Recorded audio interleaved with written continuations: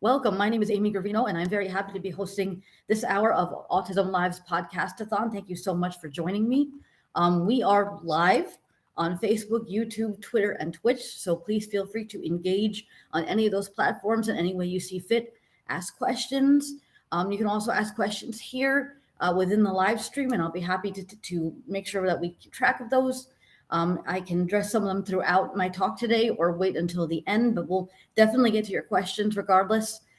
So I'm super thrilled to be here hosting.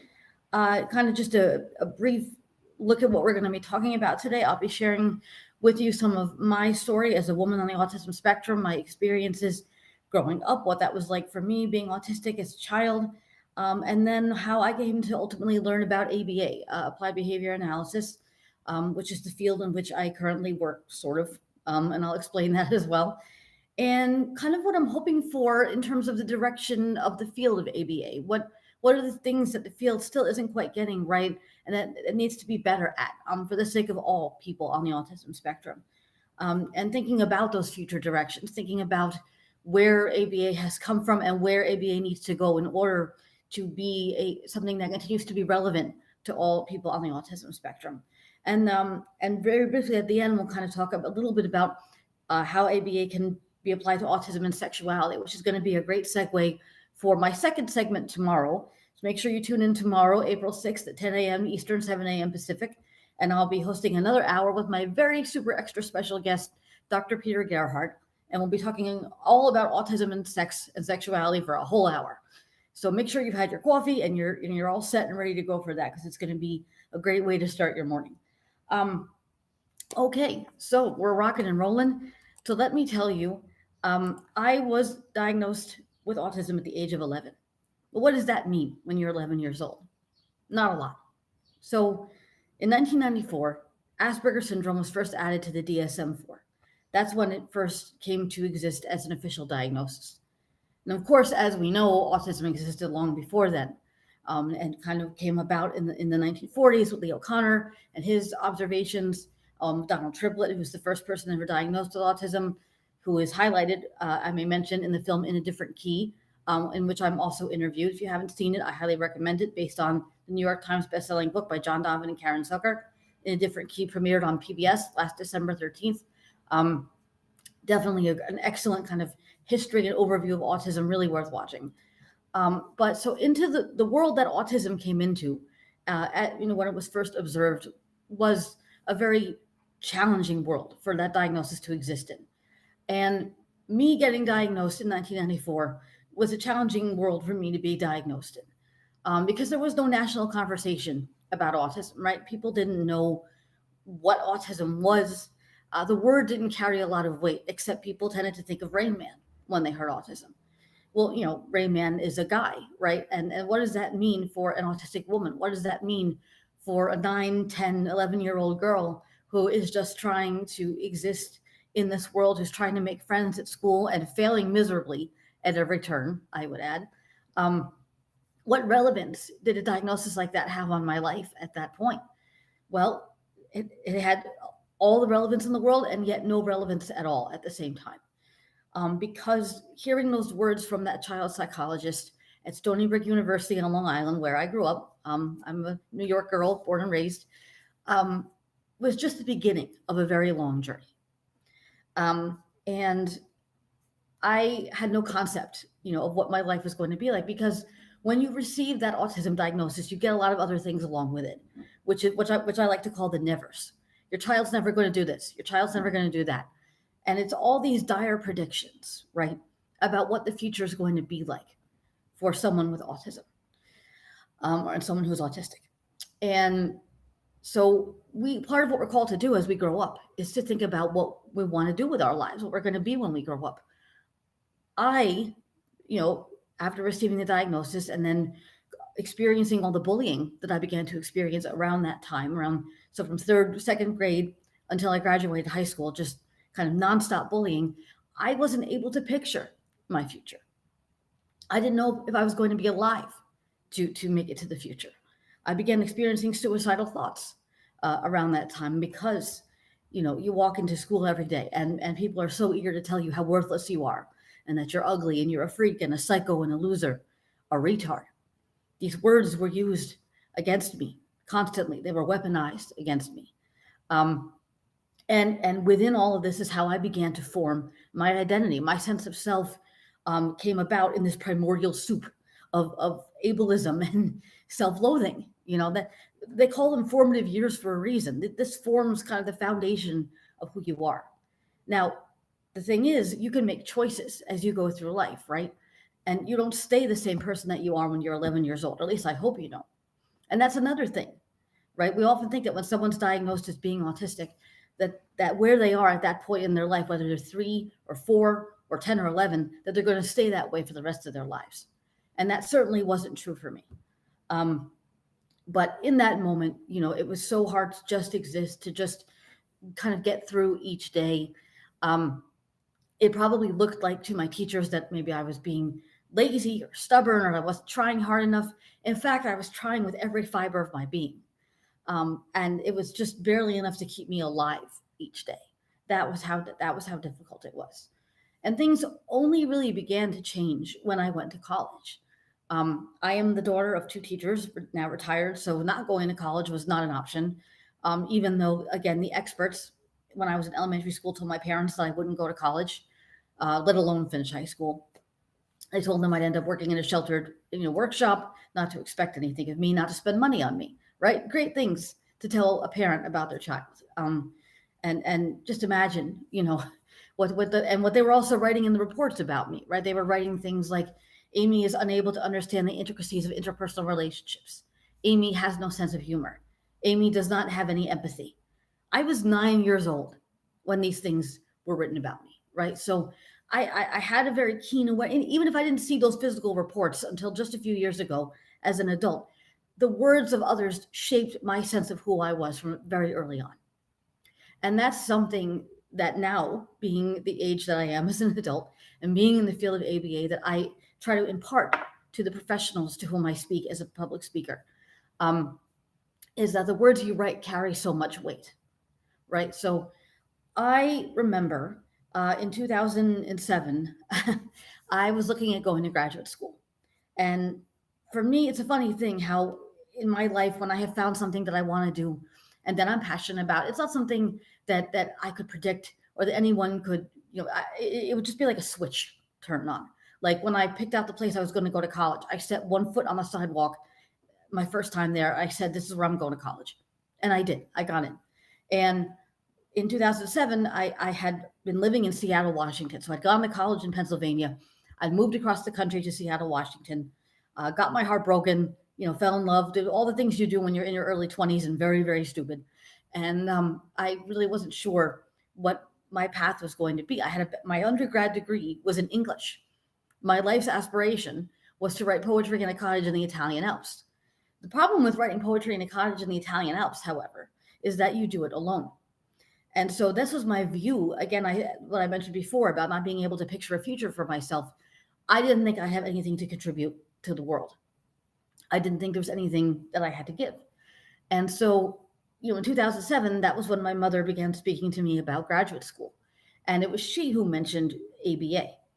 I really hadn't known anything about ABA prior to this. I never received ABA services as a child.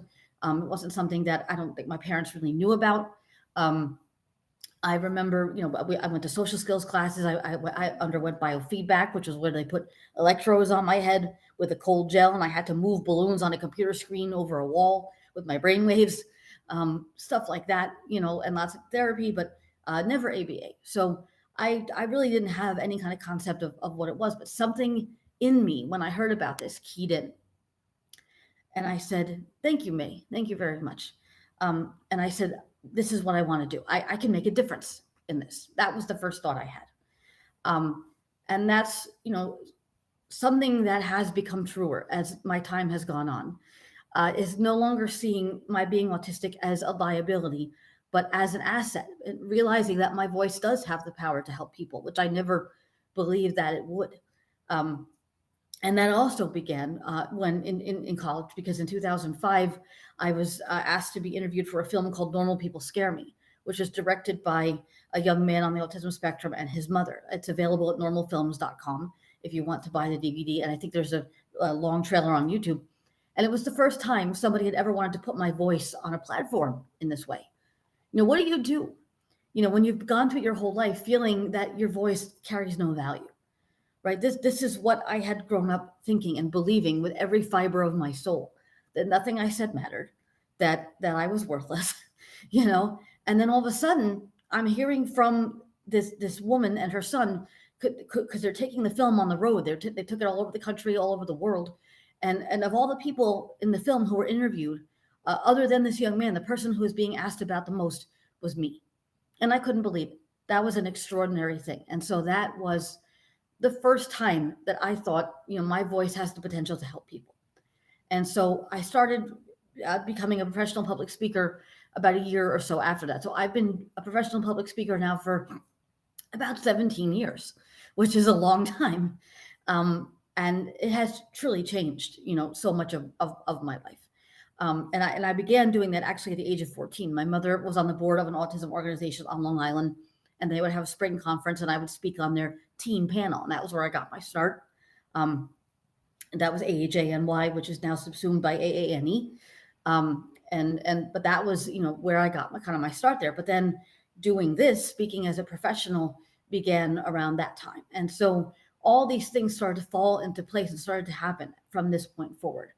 And finding out about ABA in 2007, that was what made me want to join a graduate program to get my master's degree in the field. But there's a big world of difference between getting a degree in something and actually doing something with that degree, right? So I did finally obtain the degree in 2010, 2011. I kind of am shifty about the year because we had to design a thesis study. That was for my thesis, and I chose to help two adults on the spectrum learn how to ask someone out on a date. That was what I chose to do for my master's thesis. And that has kind of become a central focus of my work now. I work now at the Rutgers Center for Adult Autism Services as a relationship coach, in addition to being a professional speaker. So, but at that point, I was still figuring out what to do. Nobody was focusing on adults, right? No, even now, a lot of the services that we see are geared toward children. The image we often have of autism is one of children. We forget that autistic children grow up to be autistic adults, right? We have to always remember that it's not just enough to focus on childhood. We have to think about the lifespan and about providing quality services to people, from childhood all the way through young adulthood, through older adulthood. We have so little data and research on autism and aging, right? I don't know what autism in menopause looks like. What happens to autistic people who go through menopause? We have no information on that, and we need that information.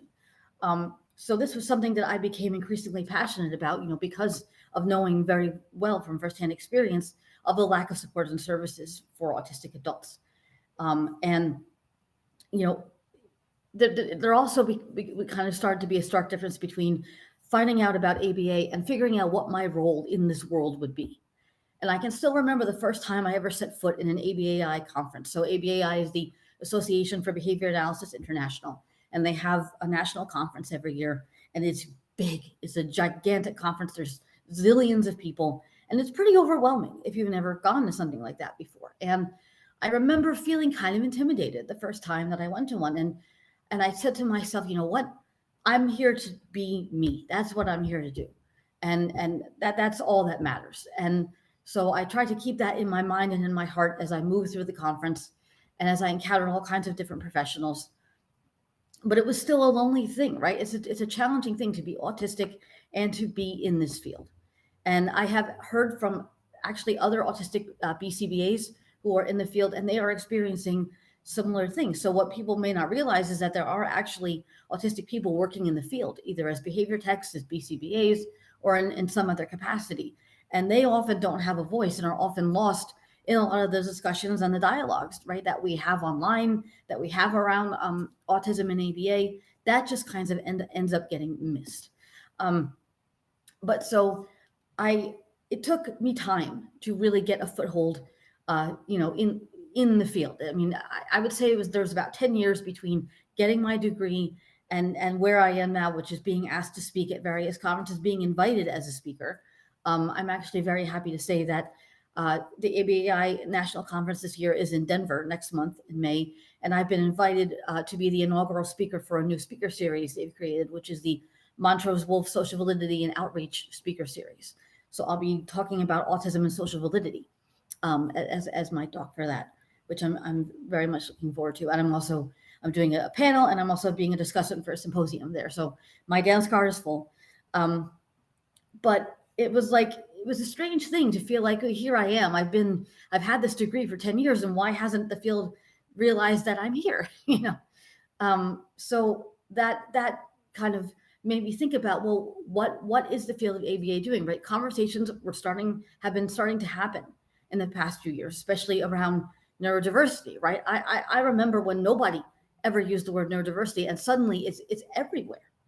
Suddenly neurodiversity is this buzzword. But my concern is that we often get caught up on words, right? We get caught up on person first versus identity first. We get caught up on neurodiversity, and things become buzzwords instead of really meaningful conversations about changing the culture.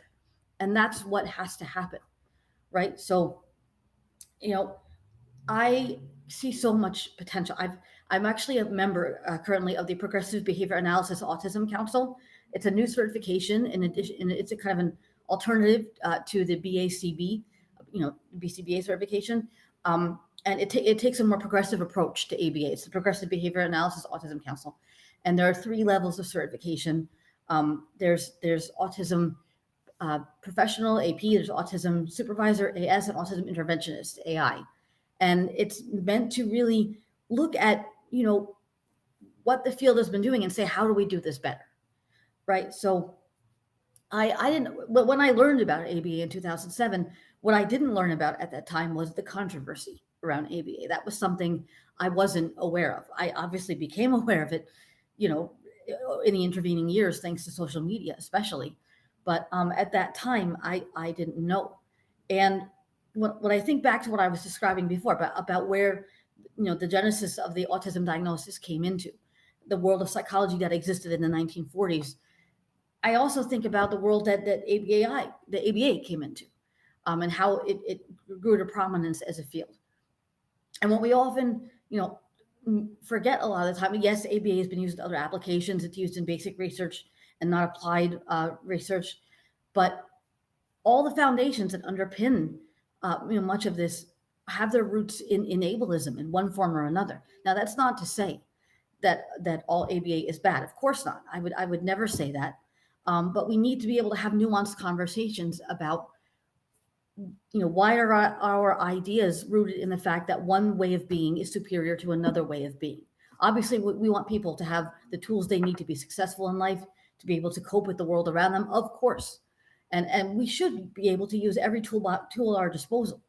But, there's a difference between, giving somebody a rusty screwdriver that doesn't really work too well, and a brand new shiny screwdriver that's at optimal quality, right? So we want to make sure that the tools we use in this field are the best they can be, because autistic people deserve the best. But yet all too often throughout history, we've only gotten either the worst, or we've gotten, quote, what's adequate. But the fact is, adequate is not adequate at all. Why would we ever settle for adequate supports and services when we can have the best supports and services? I know that sounds kind of pie in the sky and very optimistic, but that's the kind of person I am. I'd like to look at the world as how it should be, how it can be, not just the way it is. And that's how I've approached ABA. And I don't often have opportunities to talk about my experience within the field either, because again, all the controversies that exist, the conversations on social media have become so hostile and so negative that it's very hard to have any kind of, nuanced conversation. And I am very heartened by the fact that many ABA professionals I meet in person are so open-minded, and they're interested in seeing changes happen to the field. They're interested in seeing the field move forward, right? Because what I often see now, especially in my work as a professional speaker and as a consultant, because I also do consultations via Zoom through my business, A.S.C.O.T Consulting, And if you visit my website, amygravino.com, you can find out more information there about my consultation services. Also, you can find me on social media by quick little plug on Twitter at Amy Gravino and Instagram at amy.gravino. I'm on LinkedIn as well. And so what I have found is that there's a disconnect, right? And the disconnect often comes from a lot of places. What I see in schools a lot of the time is the classroom teacher that many autistic students have will say, well, this student is a special ed student. They have a para, they have, they work with the BCBA, so they're not my student. And I say to these teachers, yes, that student is your student. They're as much your student as every other student in your class. And we forget, we don't realize how much investment is needed. You have to invest in autistic students just as much as neurotypical students. That investment is required on the part of BCBAs, on the part of classroom teachers, on the part of administrators. If you don't invest in a child, how can you hope that they'll ever invest in themselves, right? And see that they have worth themselves. It has to start from somewhere. And that goes back to what I was saying about how the assessments and the reports and the things that professionals write carry an enormous amount of weight. So, BCBAs, I want them to understand. And by the way, although I have a master's degree in ABA, I'm not a BCBA. I'm one of you, but not one of you, which I think is a good thing and serves me well in this case.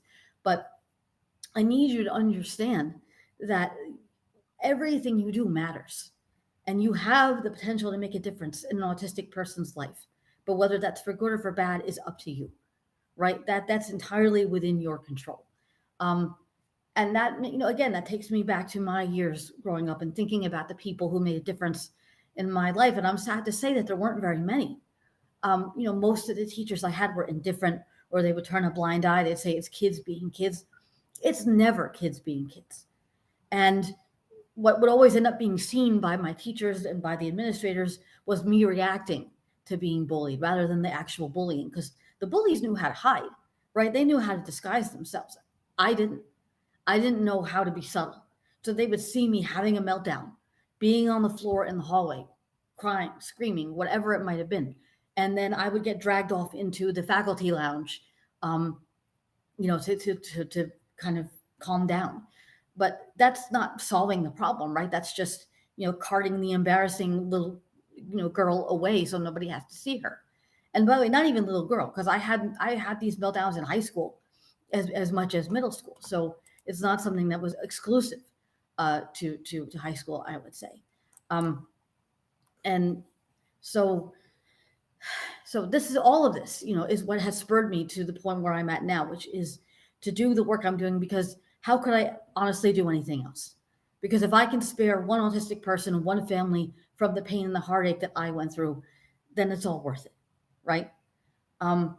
Again, as a reminder, if anyone has questions, please feel free to put them in the chat here. I'm happy to hear any comments that anyone has, any questions, and we'll make sure that we get to those at the end. This is meant to be a conversation as much as a presentation, so I would love to hear from you all. And I'm glad you're listening and paying such great attention. And so, again, thinking about why I decided to be in this field, and it's been a challenge in so many ways. As I said, it's been a challenge on the end of trying to get along with ABA professionals who maybe weren't used to an autistic person in their midst. In some cases, there's a lot of paternalistic attitudes that pervade the field in some ways, especially being a woman, right? So again, that's a whole, when we talk about autism too, and we have to talk about those intersecting identities. So I'm not just autistic, I'm autistic and female. Or you might have somebody, hosting later on who's autistic and also a person of color, or someone who's autistic and gay or trans or whatever it may be. And all those identities come together and affect the lens through which we see the world, right? So that became a part of the work I do as well, because, working in the field of autism and sexuality as I do, I have seen how these intersecting identities affect a person's life, how they affect how they're perceived by others, how they're perceived by their parents, by the ABA professionals who work with them. It's we want to be seen as whole human beings, right? And I think what I see often, and I've said this in my work as well, is that sometimes we reduce autism to a collection and series of behaviors, but autism is so much more than that, right? I'm not saying that my identity is wholly tied to being autistic. It's not. It's a part of who I am, and nor do I view autism as a superpower, because I don't. But nor do I view it as a tragedy. It's something that has shaped my experiences. It's something that shaped who I am as a person, and it is something that has been a disability in my life. It is something that has caused me challenges and struggles, but so has people's perceptions of it, right? So that's the piece, is that, I all I can do is go through this world being who I am, and other people are going to react to that. They're going to react to it in a good way or in a bad way. But for the majority of my life, it was a bad way. And that, the way that stays with you is like, it's like, trauma attaches itself to you like a barnacle on the bottom of a ship, right? You look at the bottom of a ship, look at all those honking barnacles. They're all over the place. You don't see them though when you look at the rest of the ship that's above the water, right? The ship looks fine. It's not until you look underneath that you see all that stuff that's clinging. And that's kind of what trauma is like. It's, the things that I've been through are never going to fully go away, and they form that foundation for how I view myself. And so I have so much more confidence now than I ever did, when I was younger. My self-esteem is so much better than it was when I was growing up, but that took a lot of time. And even though I am in this much better place, there is still a part of me somewhere in the back of my head that is waiting for the other shoe to drop, right? That unconsciously even waits for, somebody to come in and say, oh, well, all the work you've done, everything you've been doing, it's all over now. Turns out nobody likes you. You're a fraud, that imposter syndrome, right? That I have it real bad sometimes. It kicks right up. But I also have the tools that I've developed to help me learn how to cope with that, to help me know that I have value and nobody can take that away from me. But I had to get there by myself, right? So again, going back to those assessments and things that were written about me, if that's the foundation I began from, how did I get here? Well, a lot of it was removing the voice in my head that was my peers' voices, which was the only voice I heard for a long time, and slowly, replacing it with my voice, the voice that decided who I am. But I had to first figure out who I was. And that, again, that's something when I think about, the field of ABA, and I think about how we work with people on the spectrum. So often we're telling people who they are. We're telling people, this is what you have a hard time with. This is what you need help with. This is, you need this, this DRO, you need this, behavior plan, whatever. But we forget that part of growing up, and being a teenager, especially, is finding out who you are, right? It's pushing back against the structures that you've grown up in, and figuring out your place in the world.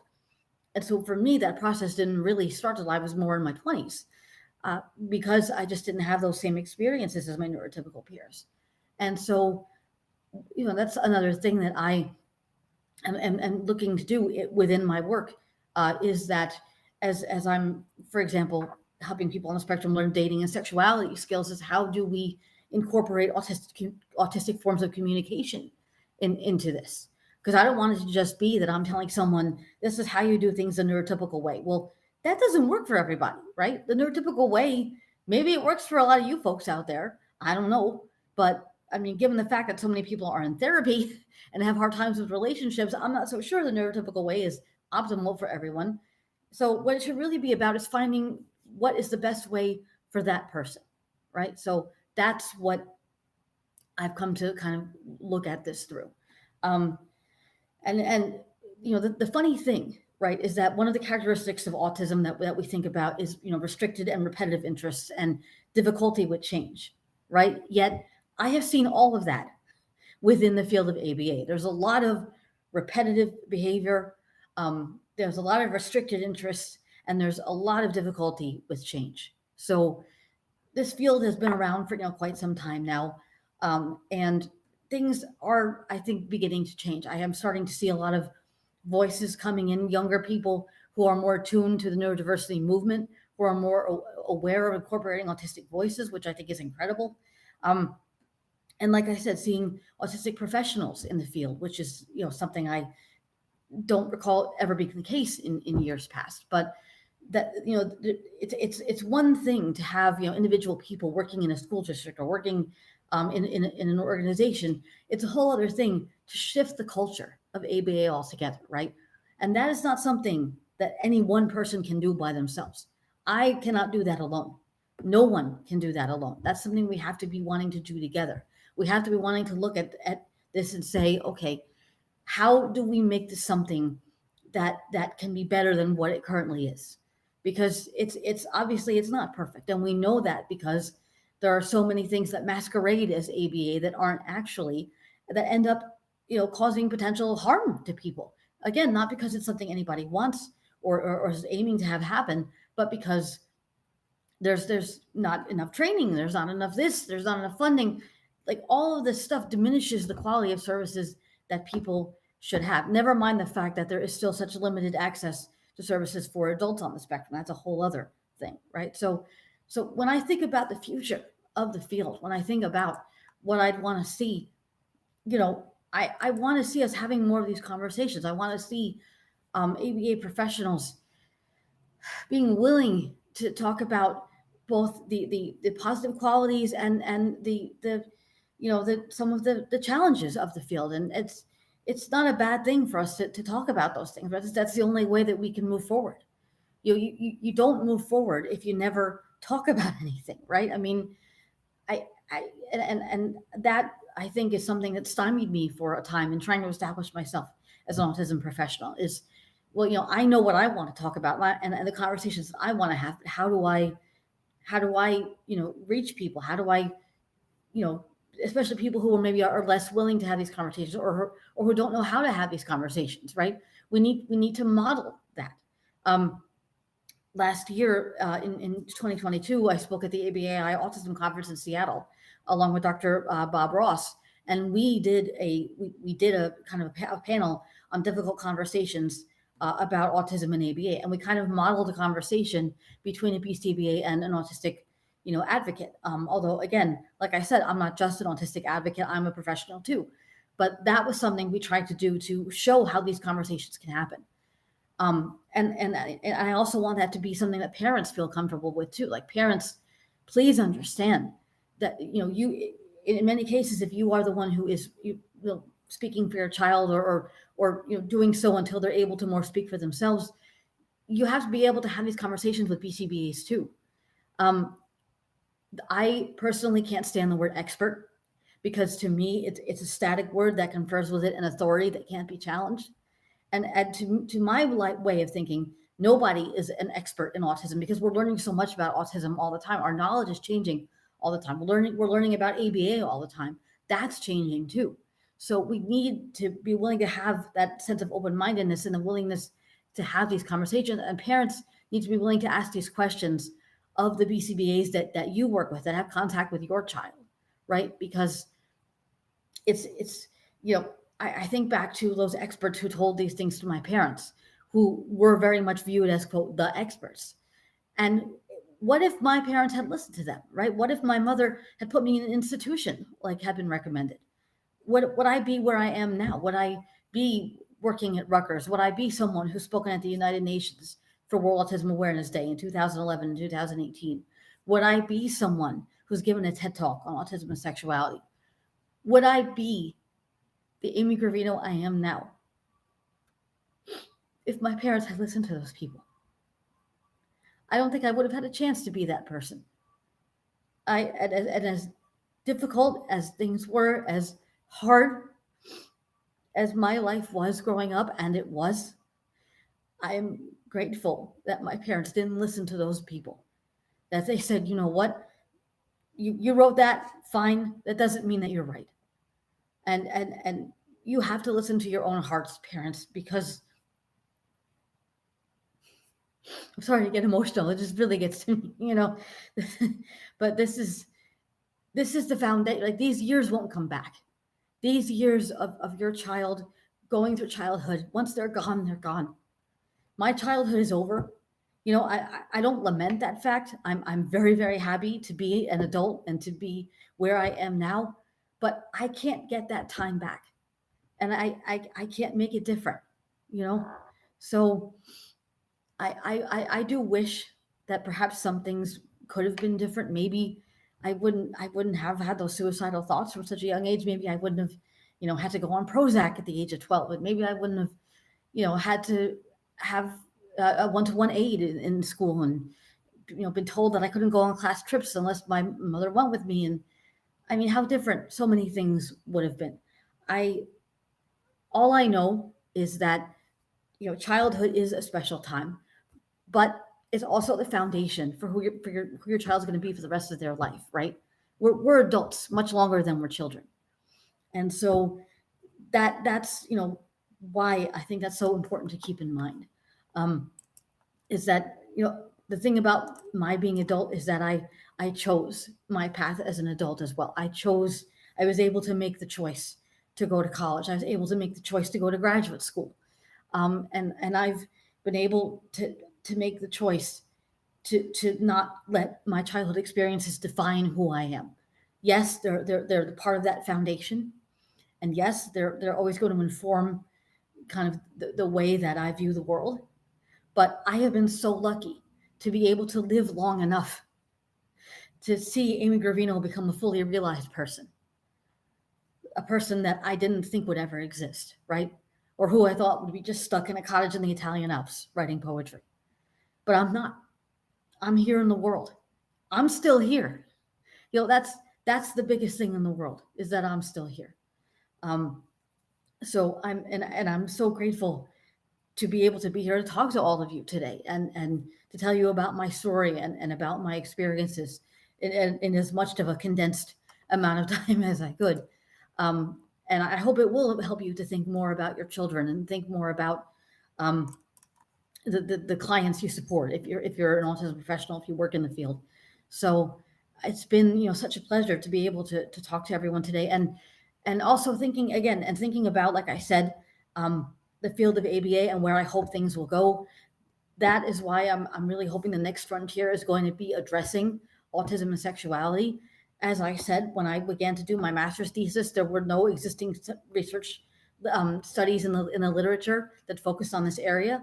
So really, it was something that just wasn't addressed, and it creates this kind of vicious cycle. Well, oh, there's nothing in the research literature, so it must not be a problem. So we're not going to research it.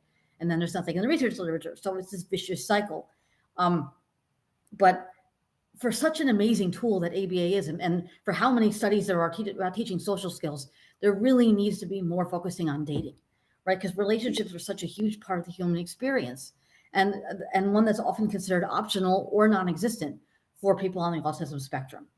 And that's something that I'm really excited to talk about in much greater detail tomorrow with my extremely special guest star, Dr. Peter Gerhardt, who is going to be on with me for our full show.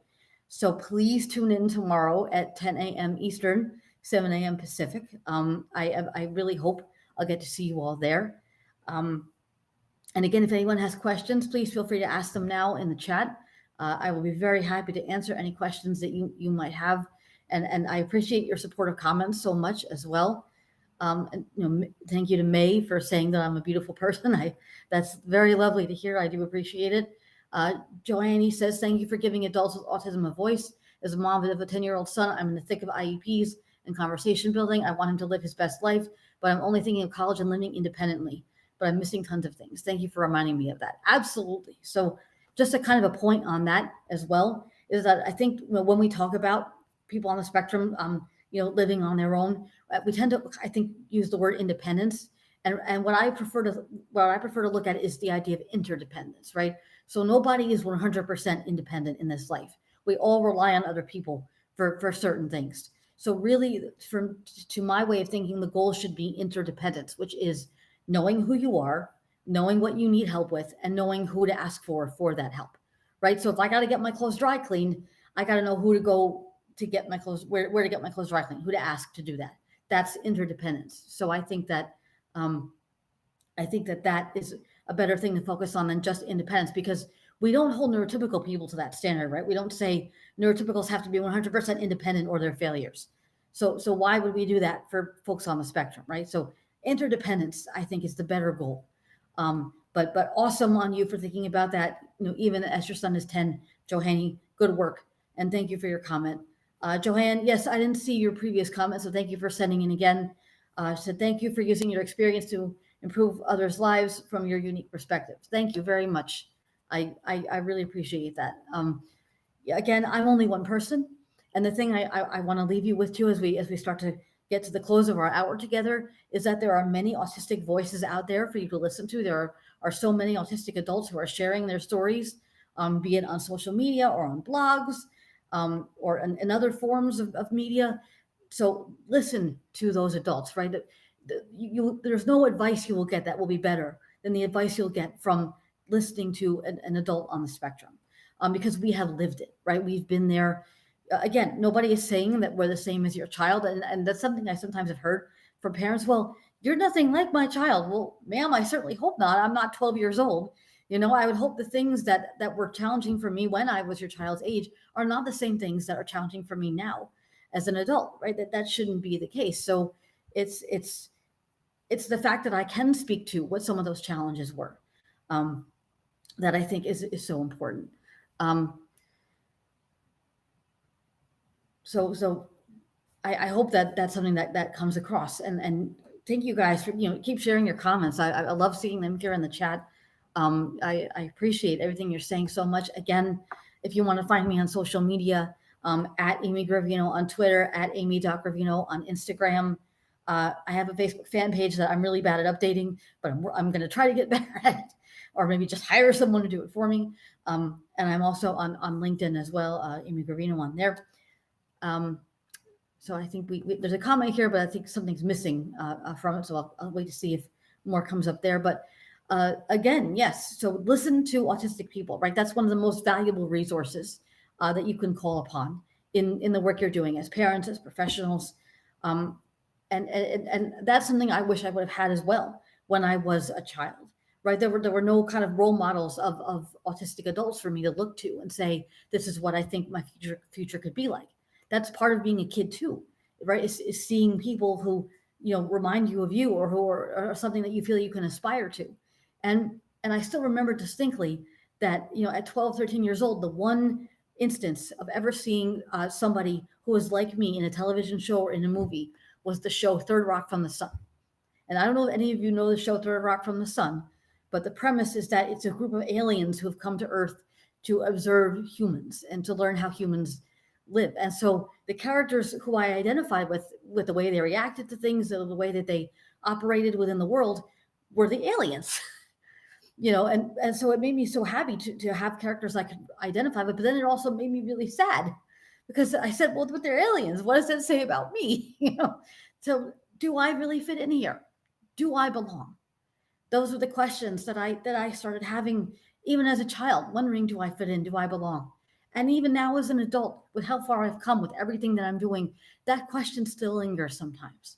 Every now and again, when I'm not, insanely busy with all the work I'm doing, because I am very busy these days, but once in a blue moon, if I'm just kind of like, my brain never shuts off. I never stop thinking. That little thought creeps in. And so it's hard to make that fully go away. Another comment we have from Joanne: we need to focus on the strengths of the child to build confidence and self-esteem so we can teach the things they need improving. Yes, that's an excellent point, right? So again, right, historically, we focused on kind of the deficit model of autism and looking at the challenges that people have. And by no means do I think we should ignore challenges. Absolutely not. But it's a good idea to look at strengths as well, right? To look at what are the things that somebody's doing right, or the things that somebody is excelling in, and how can we build on those things? Again, there's a lot of contention about, the medical model versus the social model of disability, which is the idea of the medical model is that autism is the thing that is disabling, that causes a person problems and distress. The social model is that it's people's reaction to someone being autistic. That's the problem. It's society that causes a disability. I look at both. I don't think it's entirely one or entirely the other, because certainly autism in and of itself is a disability and can cause a lot of challenges. but also we have so many strengths that are often ignored and overlooked by those around us. So excellent comment, Joanne. Thank you for that. Um, okay, so here we had a comment. I want to point out something that teachers need to understand when students are having behaviors and you need to take them out of the classroom or environments that will have a bigger impact in the long run, and the student will lose friends. So that's a good point, right? It's pretty stigmatizing, right, to take someone out of a classroom, totally. Um, and I relate to that very much so. I still remember in elementary school, there was a science experiment they did that what somebody made. It was a volcano that would sort of erupt. And the sensory component of that was so overwhelming to me and stressful that I couldn't be in the classroom when that was happening. I stood outside the door because I couldn't, it was too overwhelming. And that's stigmatizing, right? I mean, just inherently right there, the symbolism. All the other students are in the classroom and I'm outside of it. And that's kind of a metaphor for what my experience was like all through school, always being on the outside, always kind of feeling like I had my nose and my hands pressed up against the glass, but I could never get it. And I will say to the person who wrote that comment, I didn't even have friends at that point. So it's not like I had any friends to lose. But it definitely set me apart and for all the wrong reasons. I did have, as you hear from many autistic people, I had like one best friend at a time, and rather than having like a group of friends. So I did have like one best friend when I was around 10 or 11, who was a year younger than I was. But then, middle school hit and her friends didn't like me. So we stopped being friends. I don't blame her for that. We were kids, but that was the unfortunate reality is that, I was a liability. Being friends with me was not going to win you any points in the in crowd. You know what I mean? But the great thing about being an adult is that I no longer give a crap about being part of the in crowd. I'm very, very happy being just who I am. But I had to live long enough to get to this point. I had to get through all these hurdles. I had to get through the experts thinking that I would never do anything. I had to get through the apathy of the teachers. I had to get through the cruelty and the malevolence of my peers to get to this point. And it didn't have to be as hard as it was. And that's why I'm so passionate about what I do, and why I'm so happy that I've had the opportunity to speak to all of you today. So we have just a few minutes left. So are there any other questions that anyone has? Any other comments? And again, as I said, I'll be back with you guys tomorrow at 10 o'clock Eastern, 7 o'clock Pacific, talking all about autism and sexuality. So I'll be very excited to hear your questions then from me and for Dr. Peter Gerhardt, who's going to be my guest. But yeah, it's just it's been such a pleasure, to be able to chat with you today. Oh, and I forgot about the picture. If we could show the picture of me at the podium, just to show you, where I've come and where I am now compared to where I was. I don't know if we can get that up, Casey, if you're able to do that. If not, that's okay. I've been talking for almost an hour, but that's the journey, right? So the journey begins for all of us at that time of diagnosis, right? Whatever the day is, the month, the hour, that's sort of the beginning of something new. And no one can predict where that journey is going to take us, right? It was a journey not only for me, but for my parents, for our whole family. I'm an only child, so I don't have any siblings, but even for my cousins and my aunts and uncles, it was a different kind of journey. And the fears that parents have, what's going to happen to my child when I'm no longer here. Even me now as an adult doing what I'm doing, my parents still worry about that, right? And I understand that. I absolutely do. But the final kind of point I want to hammer home for parents, and is a really important thing to keep in mind, is that your fear is not our responsibility, right? So what does that mean? So one of my clients that I met with was saying how they were afraid to tell their parents about, what they want to do with their life or whatever, because their mother, is very anxious and gets worried a lot. And I said to them, it's not your responsibility to worry about your parents' fears, right? Your fears are legitimate, they're real, and I would never dismiss them in any capacity. But it is unfair to put those fears onto your autistic child, to make it our burden, right? We are just trying to exist and live in a world that's not built for people like us. So parents, and we see this in other circumstances too. We see parents putting emotional burdens on children in other ways that have nothing to do with autism. but especially, if knowing what I've gone through, the burdens that I carried on myself already, had my parents put that on me, I think I shudder to think how much worse, things might have been. I used to carry around like a 20-pound backpack when I was a kid. I never would put my books in my lockers as if I was afraid to ever put anything down. And I remember the weight of that backpack.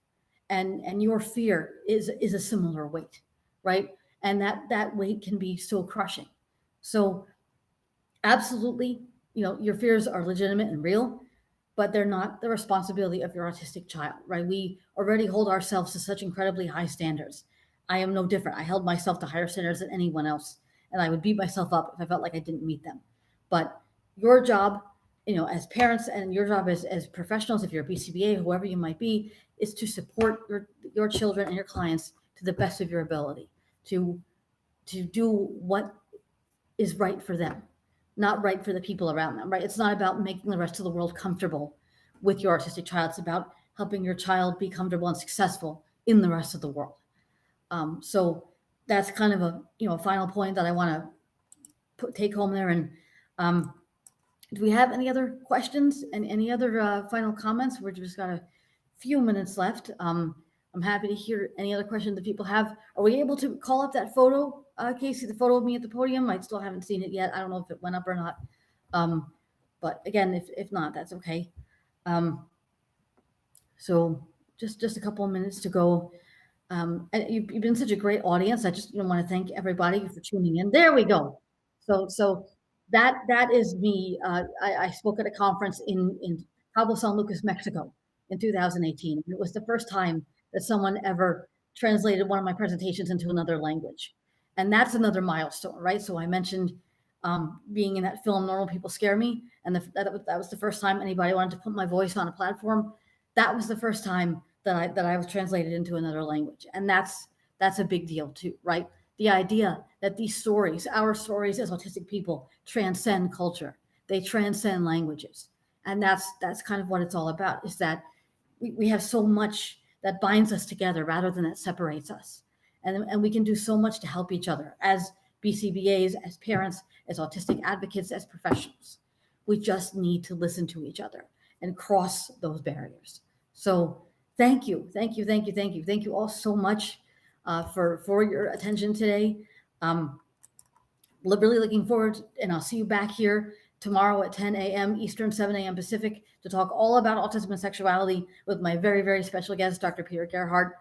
And I hope you enjoy the rest of the podcastathon. And my thanks as well to the Autism Network, to Autism Live, and Shannon Penrod for having me as part of this. I truly appreciate it. And I hope you enjoy all the rest of the episodes and more stories from the spectrum. Thanks so much, everyone.